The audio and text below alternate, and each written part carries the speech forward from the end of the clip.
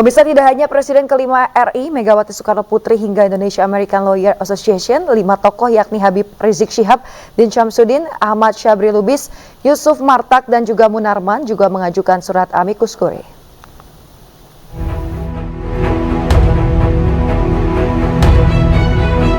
Sebanyak 5 tokoh yakni Habib Rizik Syihab, Din Syamsuddin, Ahmad Syabri Lubis, Yusuf Martak, dan Munarman mengajukan surat amicus curiae dalam sengketa Pilpres yang tengah bergulir di Mahkamah Konstitusi.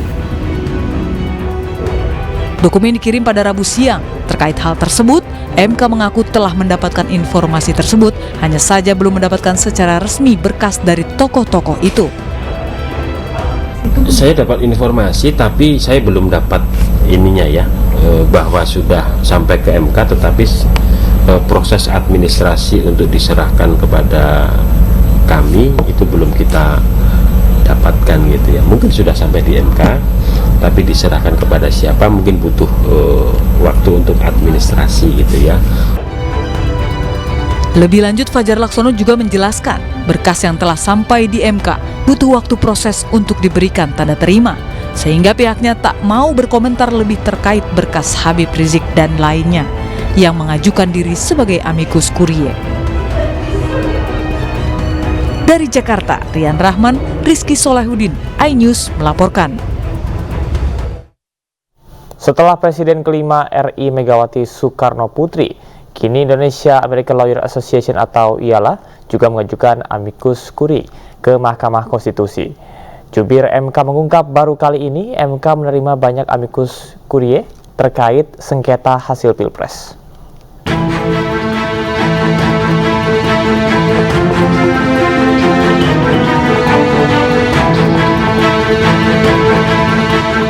Presiden kelima RI yang juga Ketua Umum PDI Perjuangan Megawati Soekarno Putri mengajukan diri sebagai amicus curiae atau sahabat pengadilan dalam sidang sengketa Pilpres 2024 ke Mahkamah Konstitusi. Megawati menyerahkan surat tulisan tangannya kepada Hakim MK melalui Sekjen PDI Perjuangan Hasto Kristianto beserta tim hukum Ganjar Mahfud.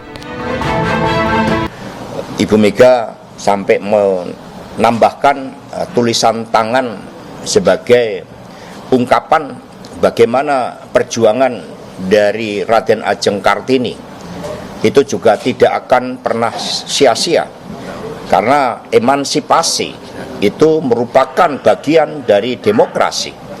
Sehingga ketika kita menghadapi kegelapan demokrasi akibat abuse of power yang dilakukan oleh Presiden Jokowi, akibat kepentingan nepotisme untuk anak dan keluarganya, maka menciptakan suatu kecurangan masif dan penggunaan sumber daya negara serta alat-alat negara.